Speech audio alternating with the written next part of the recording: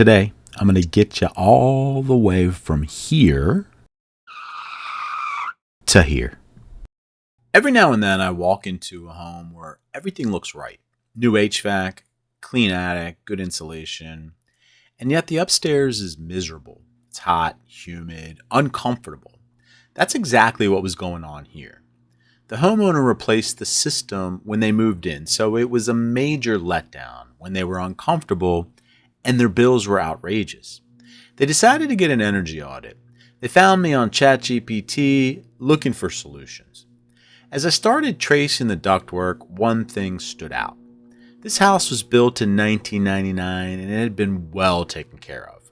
I noticed air sealing in the attic, which is rare. But when I followed the return line, I realized something wasn't right.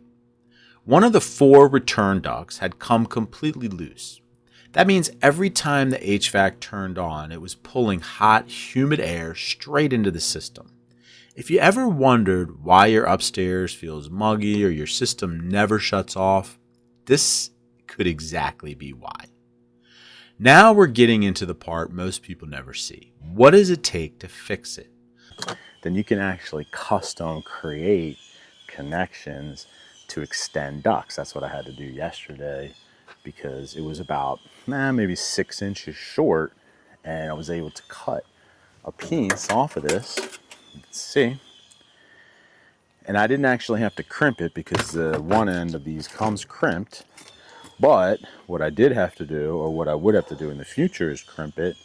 I was able to connect it up and then take the flex duct that was already there and kind of pull it nice and tight and get my zip ties, which leads me to another thing. I have a few assortments of zip ties because the 12-inch is what I use primarily for my 4-inch ducts. It gives me a lot of extra space to work.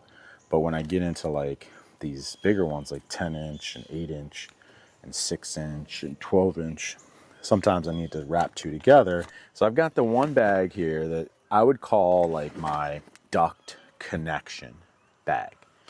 And it's got the silver FSK tape, which is just like a heavy duty, very aggressive tape. It sticks to the metal, sticks to the plastic, it sticks to stuff in the attic really, really well. And it's a good way to kind of finish off like a seal. I wouldn't use it as my primary way to seal a duct to a connection, but it certainly is something that enhances the connection. What I do use are these heavy duty zip ties, and I found that for my bathroom exhaust fans as a home performance contractor, the majority of what I'm using is like a 24-inch, and I just make sure that it's good to go for the attic, that it's not gonna snap after a few years. And one of the reasons why I also add the tape, just for that extra jacket. I have a stapler, and I went with the graphite one because it's nice and light. Working in the attic, I don't want a big clunker. I've got my tension tool, which is going to help me get those zip ties nice and snug around those bath fans. A new addition.